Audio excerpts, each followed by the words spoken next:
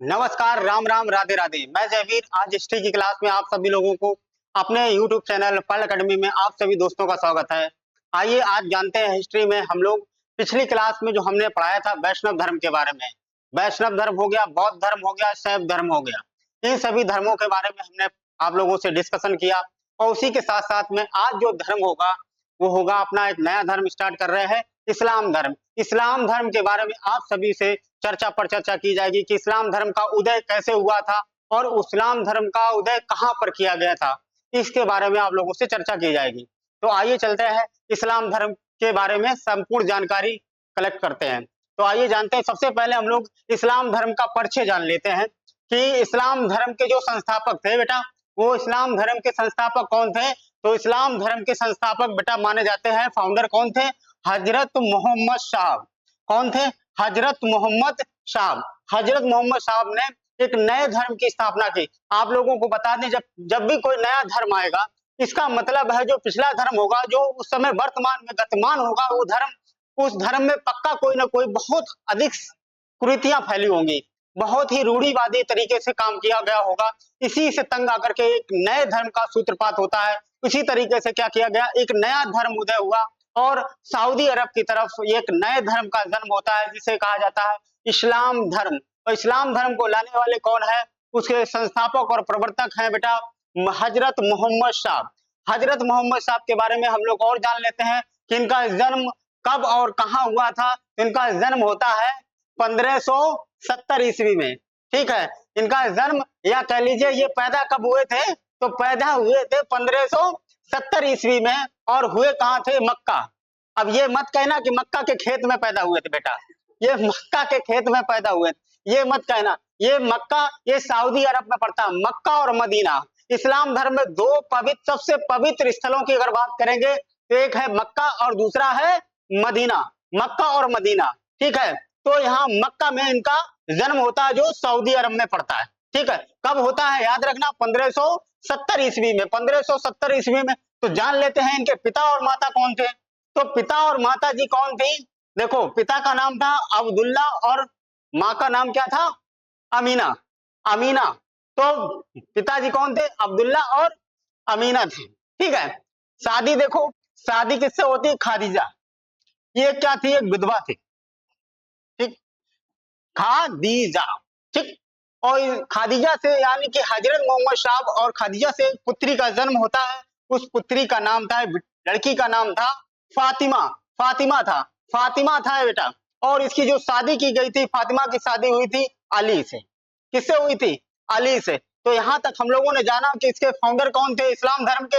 इस्लाम धर्म के फाउंडर थे हजरत मोहम्मद साहब, जिनका जन्म कब होता है, 1570 ईस्वी में होता है। कहां पर होता है, तो मक्का। मक्का में होता है। मक्का कहां पड़ता है, सऊदी अरब में पड़ता है, सऊदी अरब में। और पिता और माता का नाम क्या था, अब्दुल्ला और अमीना। और जब इनकी शादी हुई थी तो एक विधवा से शादी होती है जिसका नाम था खादीजा। क्या नाम था, खादीजा। ठीक, और उनके एक पुत्री का जन्म होता है, तो पुत्री का नाम क्या था, फातिमा। फातिमा, फातिमा की शादी किससे होती है, तो अली से होती है। तो यहां तक आप लोगों को समझ में आया होगा। आगे चलते हैं, आगे देखने हैं। हाँ, जो जो चीजें इंपॉर्टेंट होंगे उन पर हम लोग अंडरलाइन करते चलते हैं और नोट करते चलना आप लोग। देखो 610, देखो 610 एडी में, यानी कि 610 एडी यानी कि ईस्वी में मक्का में एक गुफा थी जिसका नाम था हीरा नामक गुफा। हीरा नामक गुफा, यानी कि हजरत मोहम्मद साहब को ज्ञान की प्राप्ति कब होती है, तो 610 ईस्वी में हीरा नामक गुफा में ये अपने ध्यान मग्न में बैठे हुए थे। तो उसी गुफा में इन्हें क्या होती है, ज्ञान की प्राप्ति होती है। ज्ञान की प्राप्ति कहां पर होती है, तो हीरा नामक गुफा में। और हीरा नामक गुफा जो थी वो कहां थी, तो मक्का में थी। मक्का में थी, ठीक है। अब देवदूत जिब्राल्टर, ये अरबी भाषा में कुरान संप्रेषित की थी। ठीक है, ये कुरान क्या थी, कुरान ये बताता है कि कोई देवदूत यहाँ उसी हीरा नामक गुफा में रख के गया था। ठीक है, इसके आज तक ये नहीं पता चला ये कुरान लिखी किसके द्वारा की गई है। ठीक है, एक देवदूत के द्वारा इसे वहां पर अवतरित की गई थी। तो इस तरीके से ये अरबी भाषा में, और ये भाषा कैसी थी, कुरान जो थी वो अरबी भाषा में ये संप्रेषित की गई थी। ठीक है, इस्लाम धर्म का जो बेटा है सबसे जो पवित्र ग्रंथ है, इस्लाम धर्म का सबसे पवित्र ग्रंथ है, वो कौन सा है? ये है कुरान। कौन है? कुरान है सबसे पवित्र ग्रंथ। और इसी के साथ में 622 एडी में, यानी कि 622 ईस्वी में पैगंबर साहब ने मक्का से मदीना की यात्रा की थी। मक्का से मदीना की यात्रा की। देखो जन्म होता कहाँ? मक्का में, मगर मक्का में जब उन्होंने अपना उपदेश देना शुरू किया, अपना ज्ञान बताया है, अच्छी अच्छी बातें बताएं, तो बहुत सारे लोग उस दूसरे धर्म से जो संबंधित लोग थे, उन्होंने इनका विरोध किया, इनका जीना दुश्वार कर दिया। तब जाकर के ये क्या किया, इन्होंने मक्का से ना होकर कुछ अपने समर्थकों को साथ में ये मदीना चले जाते हैं। मदीना चले जाते हैं, वहां पर इन लोगों को और लोगों को संबोधित करते हैं, समझाते हैं अपने धर्म के बारे में, इस्लाम धर्म के बारे में अपने विचार रखते हैं। और धीरे धीरे सभी लोग क्या करते हैं, इनके विचारों से सहमत होते हैं और इनके पीछे पीछे चल देते हैं। तो आइए जानते हैं कि पैगंबर यानी कि मक्का की यात्रा की, ठीक है, पैगंबर साहब ने मक्का से मदीना की यात्रा की थी और इसे कहा गया हिजरी सम्मत। और इसी यात्रा से क्या समझे? हिजरी सम्मत। हिजरी सम्मत यानी कि कब से प्रारंभ होता है? तो 622 ईस्वी में, यानी कि जो पैगंबर मोहम्मद साहब ने मक्का से मदीना की यात्रा की, उसी यात्रा को हिजरी सम्मत नाम दिया गया। ठीक है, तो इनकी मृत्यु कब हो जाती है? 8 जून 632 ईस्वी में। 8 जून 632 ईस्वी में इनकी क्या हो जाती है? ये मृत्यु हो जाती है इनकी। ठीक है, तो आगे चलें।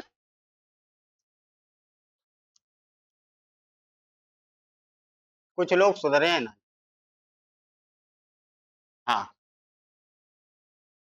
देखिएगा, जब इनकी मृत्यु के बाद में फिर इस धर्म को आगे बढ़ाने का काम किस तरीके से होता है, तो इनकी मृत्यु के बाद में इस धर्म में बड़ी खलबली मची हुई थी। ये लगता था कि इस धर्म को कैसे चलाया जाए, इसको कैसे आगे प्रचार प्रसार किया जाए। तो उसमें क्या किया गया कि एक उत्तराधिकारी बना दिया गया। मोहम्मद साहब ने एक उत्तराधिकारी बनाया और कहा कि ये मरने से पहले कि उस उत्तराधिकारी को क्या कहा जाता है, उसका उसे क्या कहा जाएगा? तो बेटा खलीफा कहा जाएगा। आप लोग जब भी कमेंट कर, आप लोग वीडियो देखें तो कमेंट करके ये जरूर बताएं कि खलीफा का पद बेटा कब समाप्त किया गया? खलीफा का पद, खलीफा का पद कब समाप्त किया गया? ये कमेंट करके आप लोग जरूर बताएंगे। आप लोगों के कमेंट को हम अगले वीडियो में जरूर पढ़ के आप लोगों को बताएंगे कि इस कमेंट का आंसर, ये क्वेश्चन का आंसर किसके द्वारा दिया और किसने किया, किसने किया, किसने किया। ये दो आंसर आपको देना पड़ेगा कमेंट बॉक्स में कि खलीफा का पद किसके द्वारा समाप्त किया गया और खलीफा का पद कब समाप्त किया गया, ये आपको आंसर देना है। तो देखो, जैसे ही मोहम्मद साहब का, हजरत मोहम्मद साहब का निधन होता है, मृत्यु होती है, उसके बाद में इस्लाम धर्म दो भागों में डिवाइड हो जाता है। इस्लाम धर्म दो फाड़ हो जाते हैं, दो धर्म यानी कि दो भाग उसके हो जाते हैं मृत्यु के बाद। मोहम्मद साहब की मृत्यु के बाद में इस्लाम धर्म के दो पार्ट हो जाते हैं, दो भाग हो जाते हैं।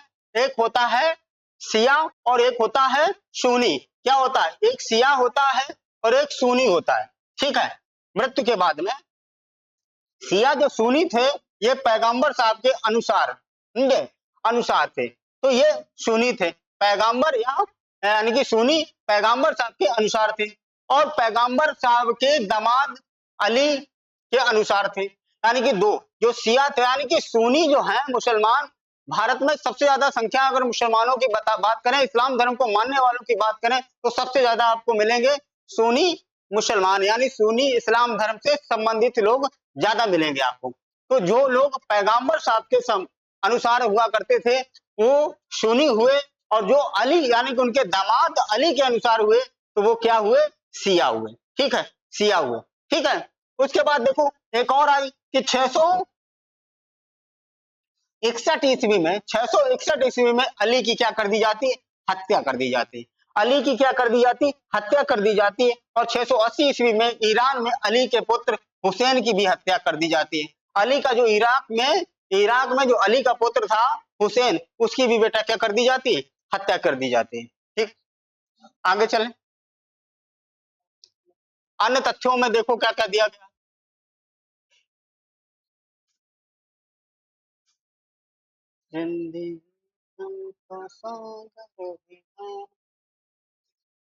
देखो, इवन ईसाक इवन इसाक पैगंबर साहब के जीवन चरित्र लिखा। किसने लिखा? तो पैगंबर साहब का जीवन चरित्र किसके द्वारा लिखा गया है? इवन ईसाक के द्वारा लिखा गया। ये इंपॉर्टेंट है, याद रखना बेटा। जीवन परिचय के बारे में किसके द्वारा लिखा गया है? इवन ईसाक द्वारा। ईद ए मिलाद उल नबी, ये मोहम्मद साहब पैगंबर के जन्मदिन के रूप में मनाया जाता है। कौन? ईद ए मिलाद उन नबी। ठीक है, ये याद रखना। इस्लाम जगत में खलीफा का पद 1924 में तक रहा और 1924 में तुर्की शासक, देखो आ गया बेटा, तुर्की शासक मुस्तफा कमाल पाशा ने इसे क्या कर दिया था? समाप्त कर दिया। तो खलीफा का पद कब समाप्त किया गया? तो 1924 में समाप्त किया गया। 1924 में ये पद, खलीफा वाला पद जो था वो समाप्त कर दिया गया। और किसके द्वारा किया गया? एक तुर्की के यानी टर्की के एक शासक हुआ करते थे जिसका नाम था मुस्तफा कमाल पाशा। मुस्तफा कमाल पाशा ने इसको क्या किया? इस पद को समाप्त कर दिया कि खलीफा कोई नहीं रहेगा। ठीक है, तो भारत में सर्वप्रथम इस्लाम धर्म का आगमन अरबों के जरिए हुआ। यानी कि भारत में इस्लाम धर्म का आगमन जो होता है वो कब होता है? तो 7वीं यानी कि 8वीं शताब्दी में, या कह लीजिए 712 में सिंध प्रांत पर किसके द्वारा आक्रमण किया गया था? मोहम्मद बिन कासिम के द्वारा। मोहम्मद बिन कासिम के द्वारा, सबसे पहले मोहम्मद बिन कासिम के द्वारा आक्रमण किया गया था। यहीं से क्या होता है कि सिंध प्रांत हुआ, मुल्तान हुआ, ठीक, इन क्षेत्रों में धीरे धीरे इस्लाम धर्म का प्रचार प्रसार होने लगता है और इस्लाम धर्म के समर्थक बढ़ते चले जाते हैं। तो भारत में सर्वप्रथम इस्लाम धर्म का आगमन अरबों के जरिए हुआ था। अरबों के, वो अरबी क्या नाम आक्रमणकारी था? अरबी आक्रमणकारी था।